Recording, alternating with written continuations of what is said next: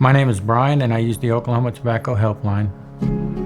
Before I started smoking, I was pretty athletic. After I graduated, I didn't make the best of choices, which ended up landing me in the county jail, and that's where I ended up picking up cigarettes for the first time for me. It's funny because starting off, I thought cigarettes was the worst thing. And then towards the end, cigarettes to me was like the least worst thing. But at the same time, when I got clean off of everything else, I remember reading a sign, and it spoke to me every time I thought about it. It just spoke to me was, you didn't get clean off of drugs just to die from lung cancer. I had tried quitting smoking cigarettes at least once a month for 3 years. The reason why it finally stuck with me to quit was for my daughter. And I remember she was sitting in the passenger seat, and I had lit a cigarette up, and she was just looking out the window. Like, I could tell she was happy to just be with Dad. And I just saw that smoke just kind of roll right over into her face. And I remember thinking, like, it's terrible. It was a terrible feeling to have.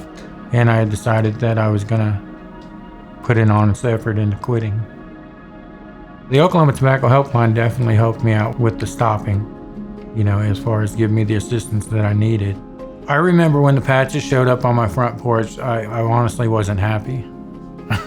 I was happy that I was going to quit, but I wasn't happy because I knew that I would actually have to quit.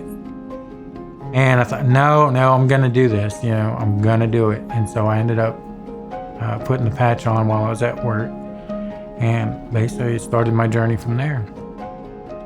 If it wasn't for the free services, I wouldn't have tried it. This is the one true place that offered free help.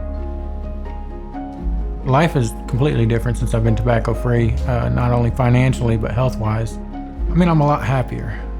I don't have to worry about that feeling of my daughter not being able to grow up or being cheated out of her health because of my secondhand smoke. My hope for my daughter with quitting smoking cigarettes is to know that, anything's possible. And even if you do make bad decisions, that it doesn't have to be who you are. It can just be a bad decision. If you've quit using drugs, or if you've gotten clean and you want to quit smoking too, it's possible. I was able to do it with the help of the Oklahoma Tobacco Helpline.